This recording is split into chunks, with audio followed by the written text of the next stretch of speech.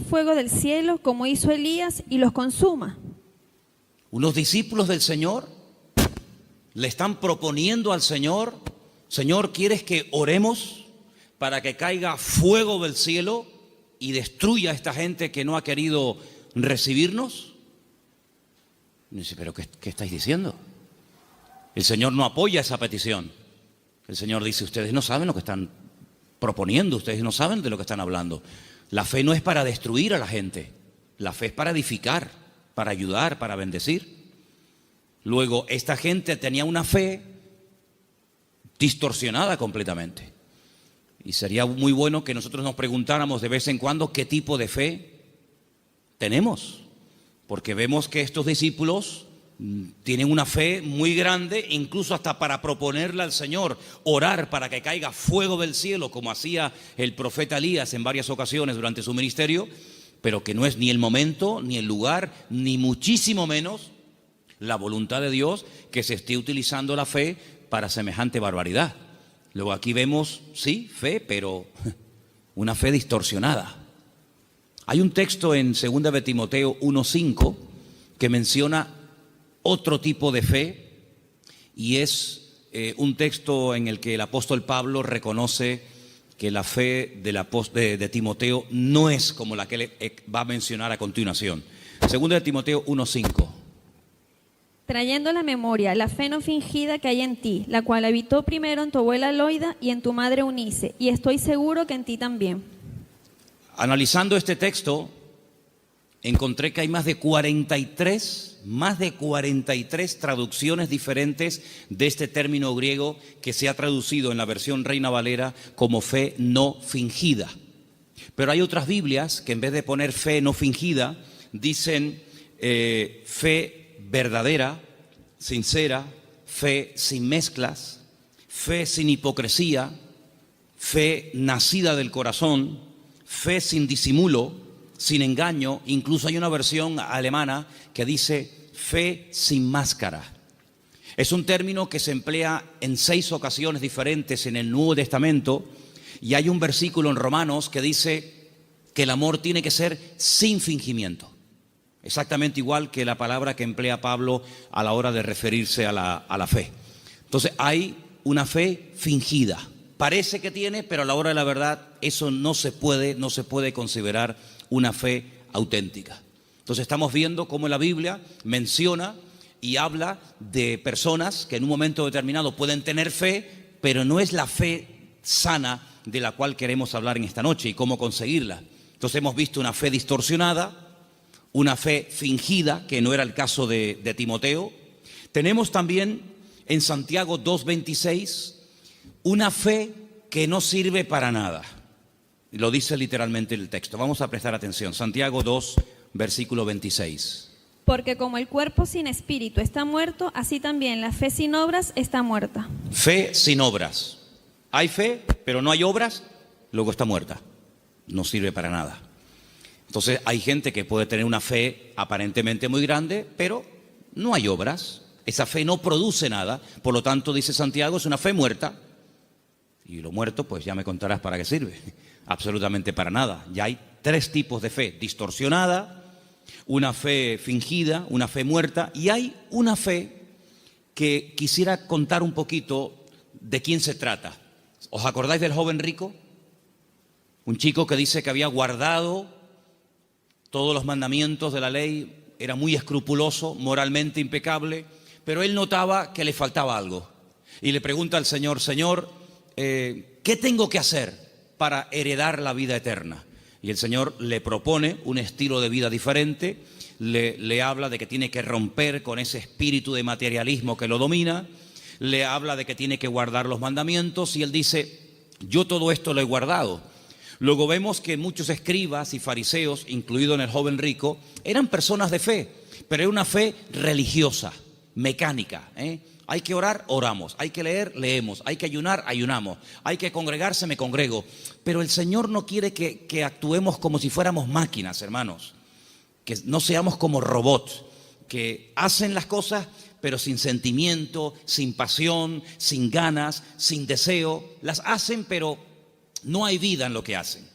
Digamos que es una fe religiosa. Sin embargo, volvemos al texto de Tito capítulo 2, donde el apóstol Pablo dice que los creyentes tienen que tener una fe sana. Quédense con eso, una fe sana, que no está enferma, que no está distorsionada. No es una fe que llegamos incluso a tener fe en la fe, valga la redundancia. Conocen la película de la lámpara de Aladino, ¿no? Esa lamparita que la frotan, sale un genio y el objetivo del genio es cumplir los deseos de aquel que tuvo la suerte de encontrar la lámpara de Aladino. La fe no es la lámpara de Aladino. No tenemos que tener fe en nuestra fe. Dice el Señor, tened fe en Dios. ¿Cuántos dicen amén? Antes de ver las características y cómo se puede tener una fe sana, quiero llevarles a Mateo capítulo 8, donde vais a ver cómo el Señor sabe perfectamente qué nivel y qué calidad de fe tenemos. En Mateo capítulo 8, a partir del versículo 5, se relata la historia de una visita de Jesús a un pueblo llamado Cafarnaún, que significa el pueblo de Naún. Y en el versículo 5 dice que Jesús entró en Cafarnaún y vino a él un centurión. Luego no es un judío, es un gentil. Y este centurión, que era una especie de capitán, viene rogándole y le dice: Señor, mi criado está postrado en cama, paralítico, gravemente atormentado.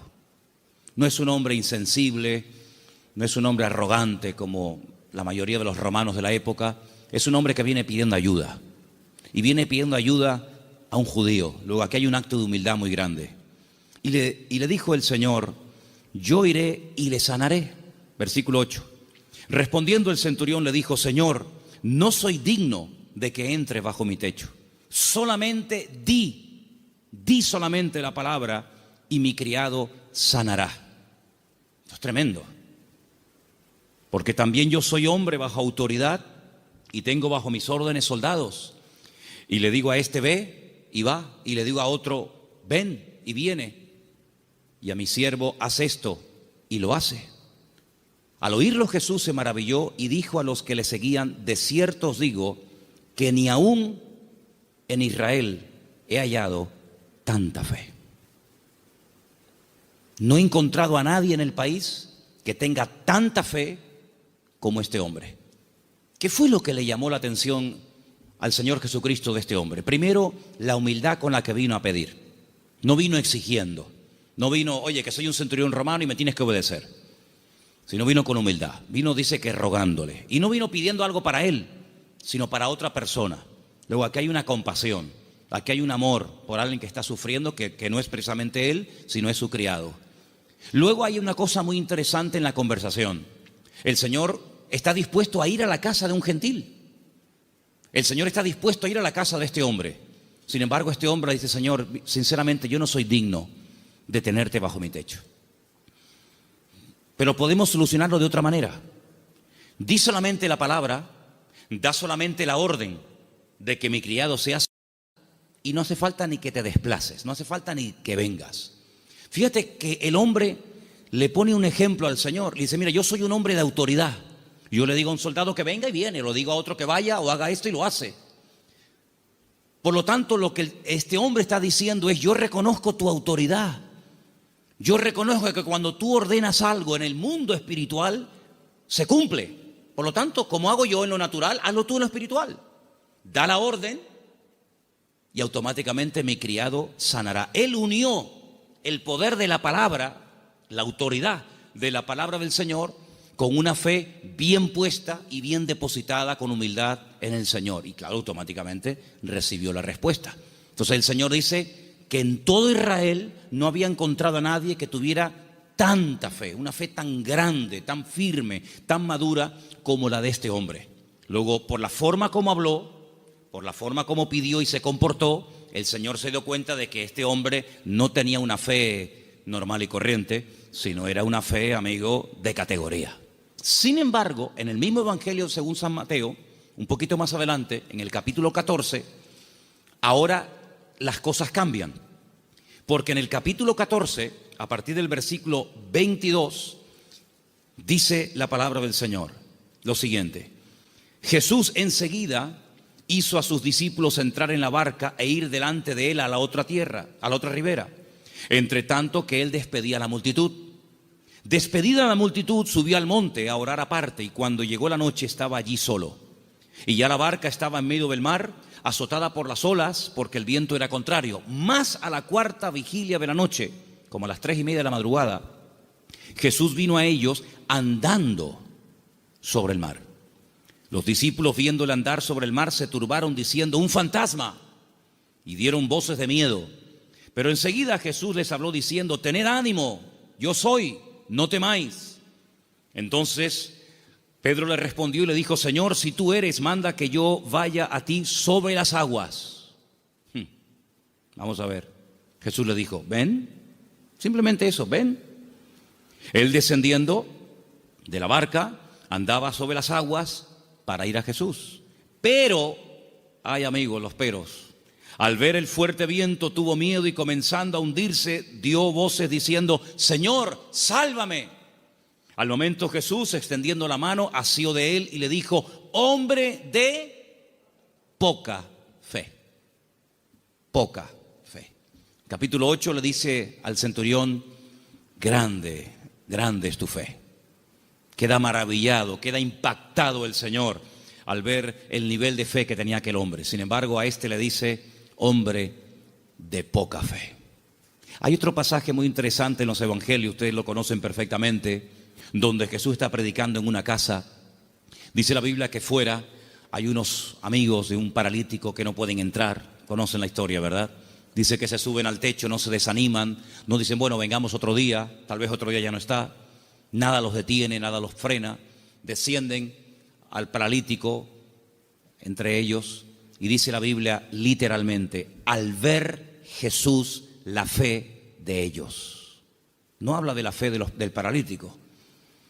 Al ver Jesús la fe de ellos, le dijo al paralítico, y todos conocemos el resto de la historia. Luego, tal vez nosotros no podemos ver la fe, ni siquiera la nuestra, pero el Señor sabe perfectamente qué nivel de fe tenemos. La fe que tenemos que tener no es una fe cualquiera. No es esa fe que creemos que es una especie de, como dije antes, de lámpara de Aladino o de llave maestra que todo lo puede y todo lo abre. No, no. Tiene que ser una fe sana. Pero ¿cómo se llega a tener esa fe sana? ¿Cuáles son las características de una fe sana verdaderamente en el Señor? Vamos a ver la primera característica que tiene que tener una fe sana. Primera de Pedro, capítulo 1, del 3 al 9. ¿Lo tienes, Vanessa? Vamos a prestar atención a Primera de Pedro 1, del 3 al 9.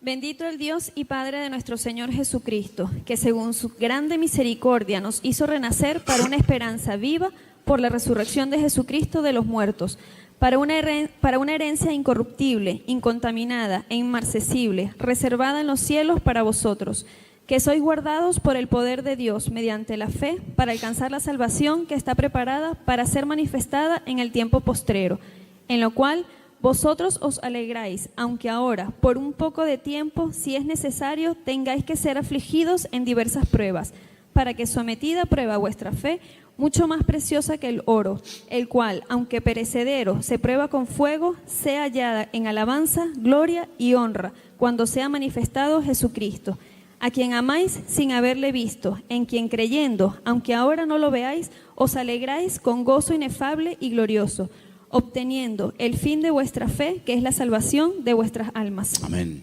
¿Os dais cuenta? La primera característica de una fe sana es que tiene que ser probada.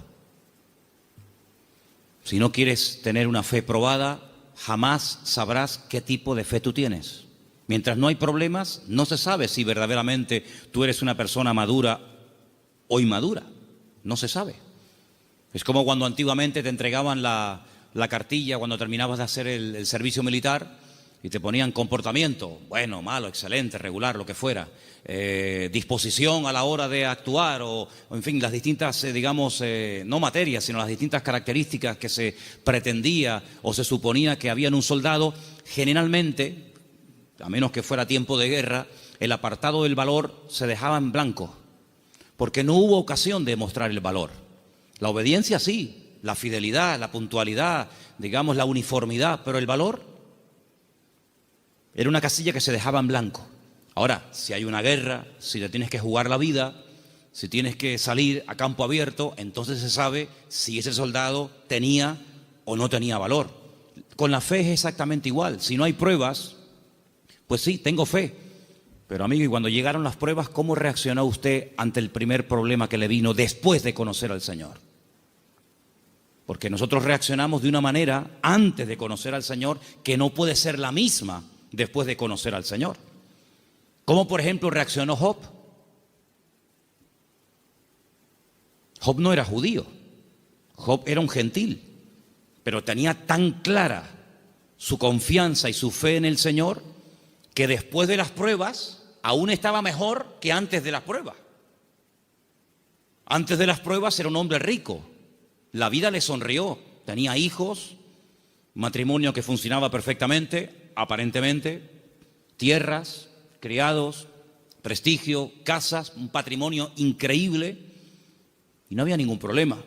El Señor permitió, porque todo lo permite el Señor, que las cosas comenzaran a ir de diferente manera. Perdió en una semana a todos los hijos, no a uno, a todos, los varones y las hembras.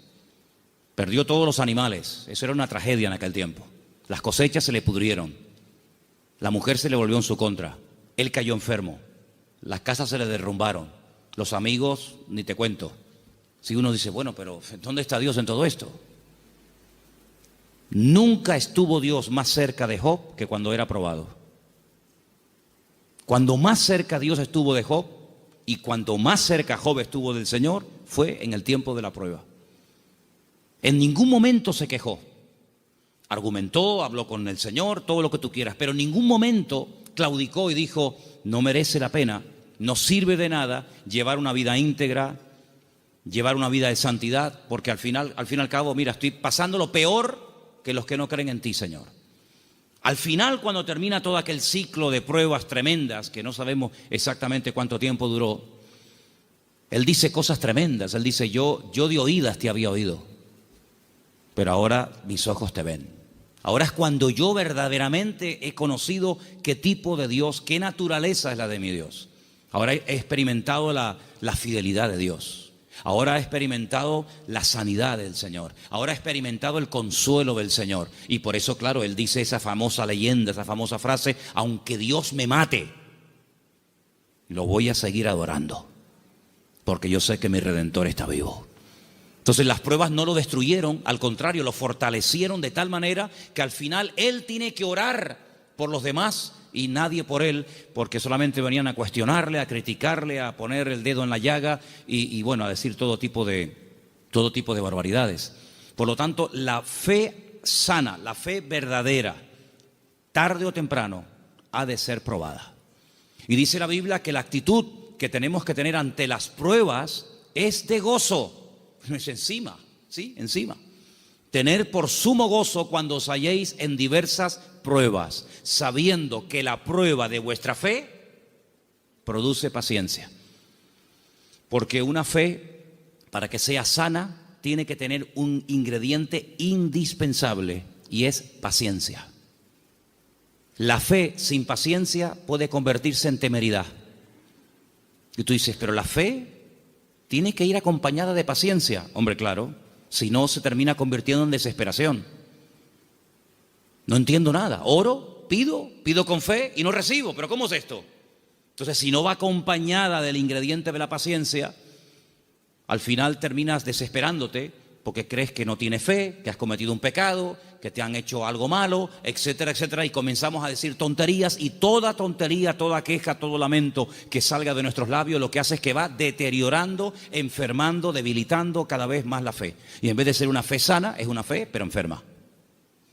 Entonces, vemos que la característica de una fe sana es que ha sido probada por el fuego. Es interesante notar que hay un momento en el que el Señor le dice a Pedro, Pedro, Satanás ha venido para pedirme permiso porque os quiere zarandear como al trigo.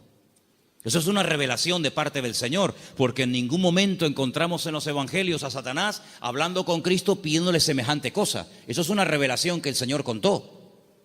En esas cosas que le ocurrían a nivel personal al Señor, dice: Él los va a zarandear como el trigo, pero yo ya he rogado previamente por ustedes para que vuestra fe no falle. Y una vez que seáis confirmados, vete y confirma a tus hermanos. En otras palabras, el Señor no descarta en ningún momento que un creyente en algún momento determinado de la vida pueda ser sacudido o pueda ser zarandeado, es decir, probado. Y entonces ahí esa fe se puede demostrar y comprobar si verdaderamente la fe que usted tiene es una fe a prueba de bombas, pues una fe que le dura hasta la primera prueba. En la parábola del sembrador, dice la Biblia que hay semillas que brotaron muy rápido, pero dice cuando salió el sol quemó la semilla y no dio fruto. Y cuando están en privado, los discípulos le preguntan al Señor o le piden al Señor que les explique la parábola del sembrador. Y Él les dice: mira, las semillas que caen junto al camino y brota rápido son los que reciben la palabra, al momento la reciben con gozo, pero como no tienen raíces, cuando sale el sol, que son las pruebas y las dificultades de la vida, las pruebas de la vida secan, son de corta duración. Entonces la prueba lo que hace es que fortalece nuestra fe para que nuestra fe pueda estar preparada para la siguiente prueba y así de esa manera tener una fe robusta y madura que ha soportado las pruebas. Es como cuando se construye un puente, se hace una prueba de carga. No se abre al público, decir, bueno, abran, ¿y si se cae? Hay que hacer una prueba de carga. Ponen el puente todo lleno de camiones cargados a tope y los dejan ahí un tiempo para que si el puente resista, pues si el puente resiste la prueba, pues entonces se puede abrir el tráfico al público. Exactamente igual. Nuestra fe tiene que ser probada y tiene que ser probada donde necesita ser probada. A lo mejor en lo económico, a lo mejor en lo familiar, a lo mejor en lo físico, no sé, pero el Señor sabe dónde tiene que apretar, porque todas las pruebas siempre son para nuestro progreso, para nuestro crecimiento y para fortalecer nuestra fe. ¿Cuántos dicen amén? La segunda característica de una fe auténtica, de una fe sana, la encontramos en una carta que Pablo le escribe a los hermanos de Tesalónica. Primera de Tesalonicenses 1. Del 2 al 10. Es una lectura un poquitín larga, pero por favor presten atención. ¿La tienes tú, Patricia? Adelante. Damos siempre gracias a Dios por todos vosotros, haciendo memoria de vosotros en nuestras oraciones, acordándonos sin cesar delante del Dios y Padre nuestro de la obra de vuestra fe, del trabajo de vuestro amor y de vuestra constancia en la esperanza en nuestro Señor Jesucristo, porque conocemos, hermanos amados de Dios, vuestra elección. Pues nuestro evangelio no llegó a vosotros en palabras solamente, sino también en poder, en el Espíritu Santo y en plena certidumbre. Como bien sabéis, cuáles fuimos entre vosotros por amor de vosotros, y vosotros vinisteis a ser imitadores de nosotros y del Señor, recibiendo la palabra en medio de gran tribulación con gozo del Espíritu Santo, de tal manera que habéis sido ejemplo a todos los de Macedonia y de Acaya, que han creído, porque partiendo de vosotros ha sido divulgada la palabra del Señor, no solo en Macedonia y Acaya, sino también en todo lugar vuestra fe en Dios se ha extendido, de modo que nosotros no tenemos necesidad de hablar nada, porque ellos mismos cuentan de nosotros la manera en que nos recibisteis y cómo os convertisteis de los ídolos a Dios, para servir al Dios vivo y verdadero, y esperar de los cielos a su Hijo, al cual resucitó de los muertos, a Jesús, quien nos libra de la ira venidera. Amén. La iglesia de Tesalónica, desde el primer momento, fue una iglesia muy perseguida, muy perseguida. No todas fueron así, pero una de las características de esa congregación es que desde el primer momento los creyentes fueron perseguidos. Hermanos perdieron la vida. Llegó un punto que la presión era tan tremenda, que comenzaron a pensar si a lo mejor ya había comenzado hasta la gran tribulación. Fíjate lo que te digo. Y por eso Pablo tiene que escribirles varias cartas y alentar y animar a los hermanos y aclararles que todavía ese tiempo no ha comenzado, y les alienta y les anima a decir: hermanos, seguir adelante. El Señor aún no ha venido. El tiempo de angustia de Jacob, la gran tribulación, aún no ha comenzado. Y Pablo pone doctrina encima de la mesa para que ellos sepan que lo que está pasando no es todavía lo que está profetizado para los últimos tiempos, ¿verdad? Y una de las cosas que el apóstol Pablo reconoce de la iglesia es que la fe de la iglesia, la fe de los hermanos de la ciudad de Tesalónica, no se quedó encerrada entre cuatro paredes, sino que los creyentes no habían perdido el valor de testificar a los que no conocían al Señor. Ellos se habían convertido, como dice ahí, hemos leído, de los ídolos. Habían sido gente idólatra, politeísta, y habían dejado esa vida de desorden, de idolatría, para convertirse al Dios vivo y verdadero. Pero la conversión de ellos, la fe de ellos depositada en el Dios vivo y verdadero, no era algo que se hacía a escondidas, sino algo que ellos querían que se difundiera. De tal manera que Pablo llegaba a ciertas y determinadas poblaciones y la gente en esos lugares daban testimonio de lo que los hermanos de Tesalónica estaban pasando y cómo la fe de ellos se había extendido. Y esto es muy importante, hermanos. Esto es muy importante porque en un momento tenemos un encuentro inicial con el Señor. Nos encontramos con el Señor, entendemos el propósito de la salvación, de la venida de Cristo. Pedimos perdón por nuestros pecados, lo aceptamos como nuestro Señor y Salvador personal. Muy bien, pero ¿y ahora? Ahora se tiene que extender nuestra fe. Tenemos que divulgar nuestro testimonio, nuestra esperanza en el Señor, porque no todo el mundo tiene la misma fe. No todo el mundo ha tenido la misma experiencia que tú has tenido, y por eso es muy importante que abramos la boca para que podamos decir a la gente, oye, que hay una esperanza, que hay un remedio, como vimos el domingo, que hay un camino, una verdad y una vida. Y los tesalonicenses no dijeron, bueno, mira, vamos a quedarnos callados porque nos están maltratando, nos están matando, nos están torturando. No importa, vamos a seguir hablando, vamos a dar testimonio de la fe en nuestro Señor Jesucristo. Esa es otra característica indispensable de una fe sana, que no solamente soporta la prueba con gozo y que la utiliza como plataforma para crecer y para acercarse más al Señor, sino que además es una fe que no es muda, no es una fe invisible. Usted sabe que la tiene, pero nadie se ha enterado en la familia, nadie se ha enterado en el barrio. No, yo abro mi boca y extiendo y proclamo la fe, la obra que el Señor ha hecho en mi vida. Esa es otra característica de una fe sana. Un creyente que no testifica no es normal. No es creyente que un creyente que tiene el gozo del Señor y que ha pasado de muerte a vida, pasen los días, las semanas y se le pase la vida y no comparta su fe y su testimonio con nadie. Eso no es una fe sana, es una fe enferma. Otra característica de una fe sana, quiero leer en Santiago, voy a leer este pasaje yo, si no les importa, en capítulo 2, a partir del versículo 14, donde Santiago habla de algo muy importante relacionado con la fe. Dice, hermanos míos, Santiago 2:14, ¿de qué aprovechará si alguno dice que tiene fe y no tiene obras? ¿Podrá la fe salvarle? Si un hermano o una hermana están desnudos y tienen necesidad del alimento de cada día, y alguno de vosotros les dice, id en paz, calentaos y saciaos, pero no les dais las cosas que son necesarias para el cuerpo, ¿de qué aprovecha? No, hermanos, déjenme que diga esto.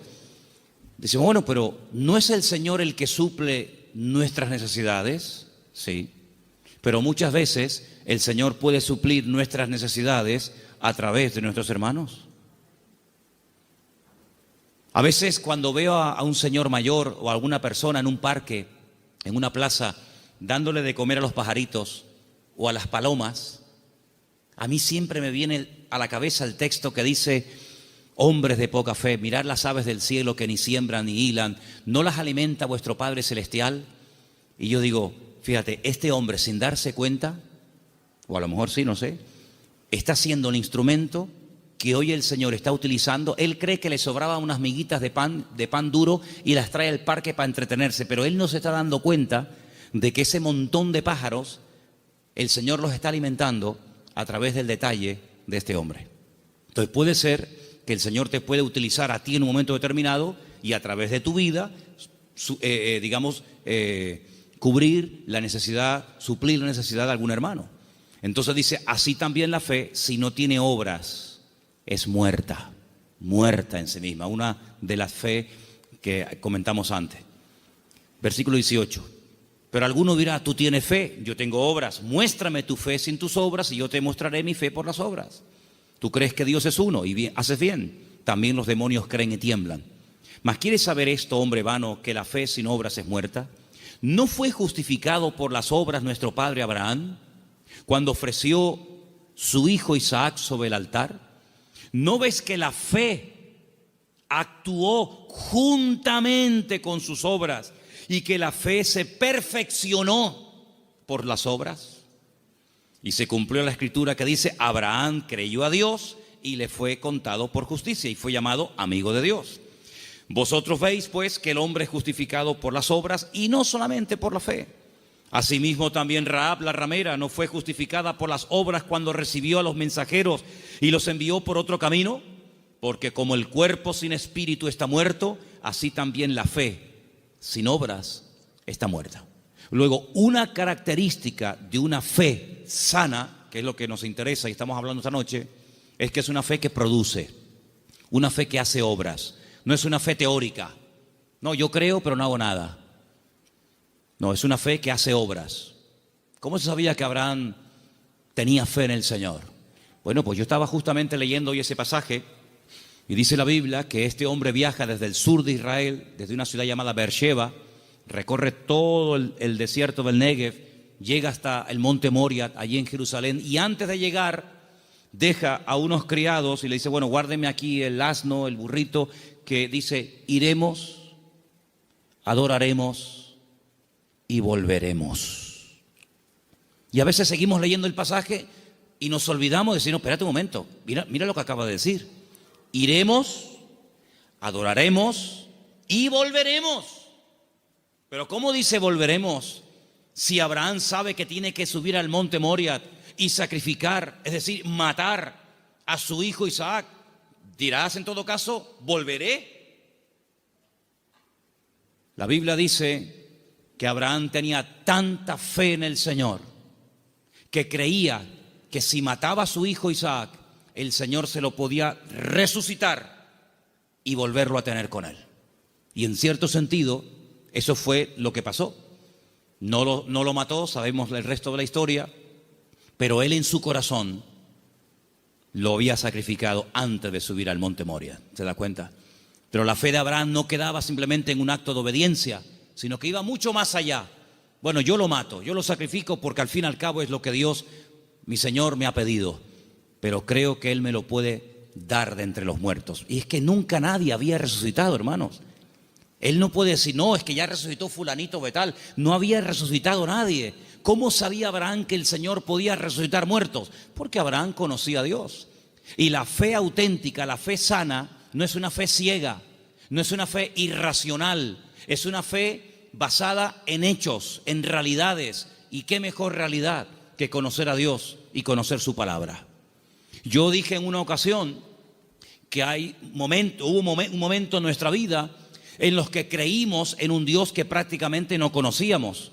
Cuando nosotros la primera vez aceptamos al Señor, ¿qué sabíamos del Señor? Pues muy poca cosa. No conocemos hoy nosotros al Señor mejor que hace años atrás cuando lo conocimos o lo recibimos en nuestro corazón, ¿sí o no? Por supuesto que sí. En aquel momento fue un acto de fe. Yo necesité fe, créame, yo particularmente, yo no sé usted, pero yo necesité mucha fe porque yo no creía en Dios. No creía en Dios, sencillamente. Para mí no existía. Y yo necesité que Dios me diera fe para poder creer en Él. Pero créanme, hermanos, y lo digo con toda sinceridad, yo hoy en día no necesito fe para creer en Dios. Yo es que sé que Dios existe. La fe se necesita para creer en lo que usted tal vez no ve o no ha recibido y tiene fe de poder recibirlo. Pero yo no necesito fe para creer en mi Padre. Yo no necesito hoy por hoy fe para creer si este libro es o no es la palabra de Dios. Es que yo sé que es la palabra de Dios. Por lo tanto, la fe tiene que ir en aumento, tiene que ir creciendo, tiene que ir madurando.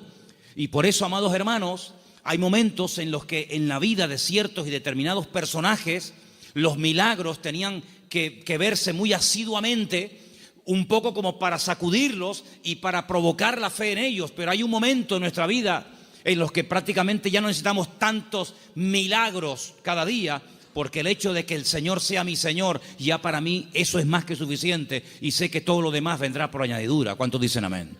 Hay gente que continuamente le pone pruebas al Señor.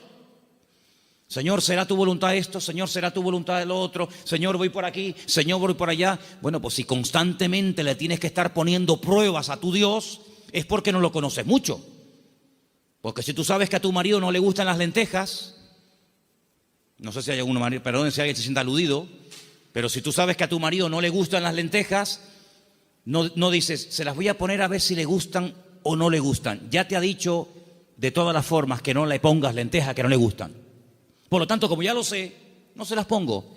Pero yo sé que lo que le gusta es el potaje de berros. Entonces, en la medida en la que tú conoces a tu marido, a tu esposa o a tu hijo, a quien sea, tú te comportas de una forma diferente con él o con ella, ¿sí o no? En la medida en que tú conoces a Dios, yo no tengo que decirle a Dios, Señor, ¿se puede hacer esto o no se puede hacer? Voy a poner un papelito con un sí y con un no. Soplo y el que se quede en la mesa, no hace falta jugar a eso, porque yo ya conozco a mi Dios y yo sé lo que le gusta y lo que no le gusta. Leía en el día de ayer algo tremendamente interesante. Dice Pablo, es que la ley no fue dada para el justo. La ley fue dada para el homicida.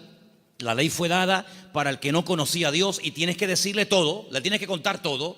Pero José nunca leyó la Biblia. Y José era capaz de decir, eso no lo puedo hacer, porque si yo hago eso, yo peco contra mi Dios. ¿Os acordáis? Cuando es tentado con la mujer de Potifar, él podía haber dicho, bueno, ¿dónde está escrito que esto es pecado? No estaba escrito por ninguna parte, pero es que él conocía a Dios. Y cuando una persona conoce a Dios, aunque no tenga mucho conocimiento de la Biblia, conoce más del Dios de la Biblia que de la Biblia del Señor y sabe perfectamente discernir y dice, esto no es de Dios, esto no es del Señor. Porque el que conoce al Señor, dice la Biblia, hay un texto muy bonito que dice, el pueblo que conoce a su Dios se esforzará. Y nosotros, amados, queridos hermanos, no dejamos de pecar por miedo al castigo, sino no pecamos por temor a Dios, por respeto al Señor, que es muy diferente. Amén. Otra característica de una fe madura, tal vez le puede sorprender esta frase, es que no tiene miedo a las aventuras. En Génesis capítulo 12, quiero que vean este pasaje conmigo. Génesis capítulo 12, versículo 1. Hay una palabra aquí muy bonita que la hemos leído en muchas ocasiones. Dicen que el padre de Abraham era, ¿cómo se llamaba el padre de Abraham? Hola.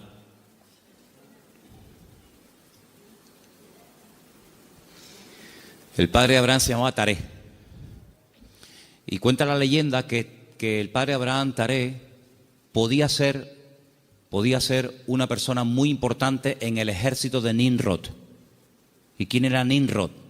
Uno de los peores personajes de la historia. Terrible, terrible. El primer hombre poderoso de la tierra. Un tipo de anticristo, para que me entendáis.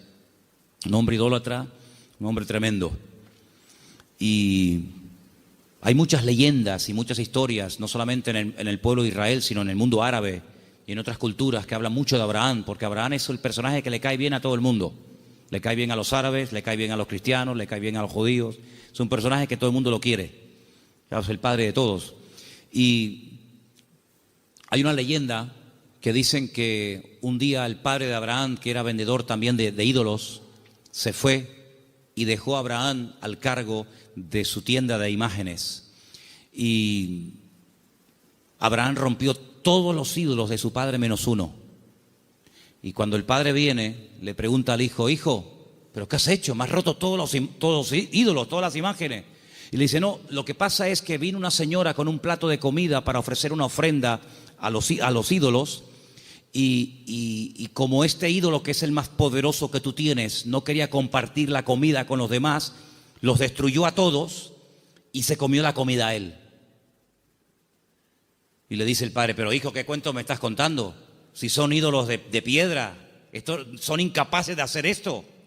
Y Abraham le dice, pues papá, Si tú mismo has reconocido que son ídolos de piedra que no puedan hacer esto, ¿por qué los adoras? Es una leyenda que cuentan los árabes, ¿no? Hablando acerca de la fe de Abraham.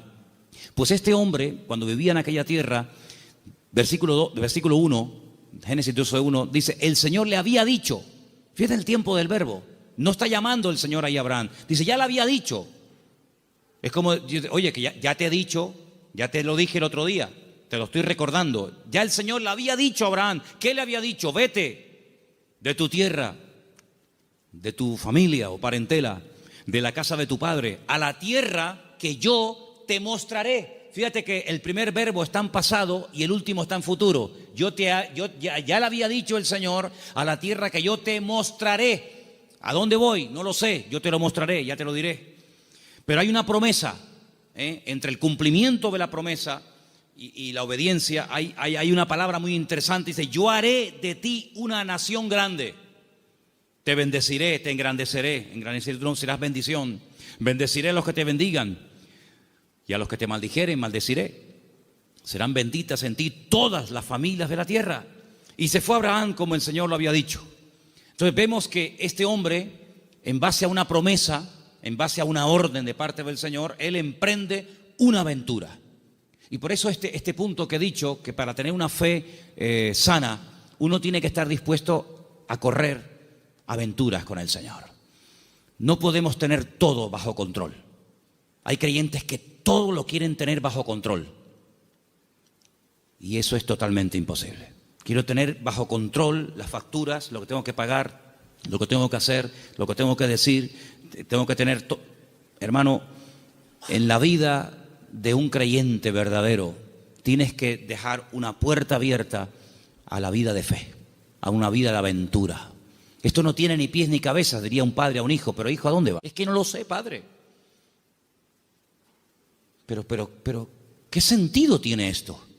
Yo leía hoy una frase en un libro que la tengo por aquí apuntada y me llamó mucho la atención y la quiero compartir con ustedes. Y la frase que leía dice, lo que nosotros llamamos seguridad muchas veces no es más que un freno para una vida de fe.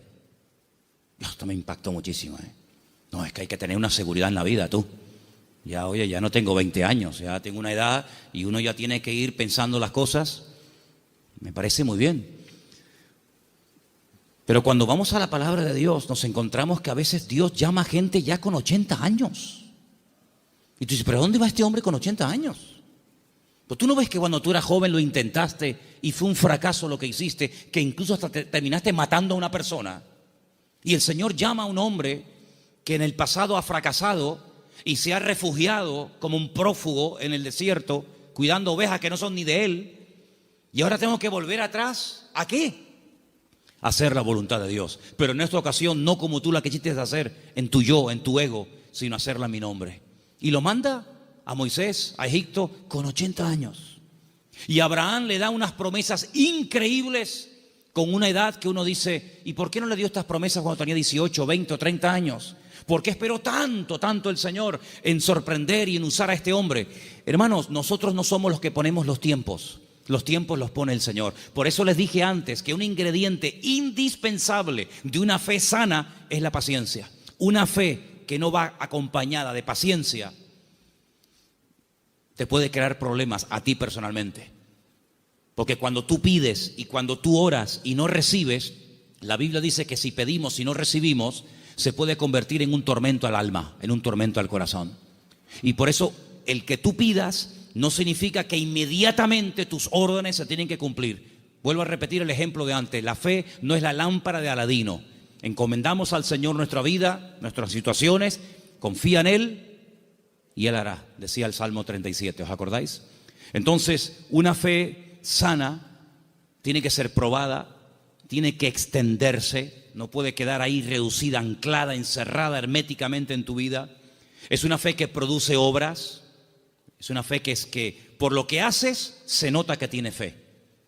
Hombre, vamos a ver, un hombre que está dispuesto a sacrificar a un hijo, ¿qué más prueba que ello? Cuando le dice el Señor a ese hijo el día de mañana, quédate en Beersheba y siembra en el desierto, y este hombre siembra en el desierto y no cuestiona a Dios diciendo, oye, pero ¿cómo que siembra en el desierto? Esto es un disparate, es una locura. ¿Cómo voy a sembrar la semilla ¿Cómo voy a sembrar semillas en arena? Y el hombre lo hace y Dios lo prospera, ¿verdad? Vemos en la Biblia que hay momentos en los que Dios le dice a la gente, oye, ¿tú estás dispuesto a ir en contra de la corriente? ¿Tú estás dispuesto a hacer lo que yo te diga, aunque aparentemente sea un disparate? A ese tipo de vida no tenemos que cerrarnos. Yo no digo que tengas que ir por ese camino toda tu vida, pero no descartes la posibilidad de que en un momento Dios te lleve la contraria. ¿Puede el Señor llevarnos la contraria? ¿Puede el Señor sorprendernos a estas alturas? Quiero decirles algo que llevo tiempo queriendo decirlo y siempre se me olvida. Siempre se me olvida. Cuando llego a casa digo, pero si yo vine de Galicia y quería decirles esto y todavía no se lo he dicho. Ahora me acaba de venir a la cabeza y se lo voy a decir. Fui a predicar un día a una iglesia en Galicia. No voy a decir ni el sitio porque sabe Dios a dónde llegan estas predicaciones. Fui a predicar a un lugar y el pastor de esa iglesia, que llevaba ya mucho tiempo al frente de esa congregación, me dice que se va a ir a otra ciudad, a empezar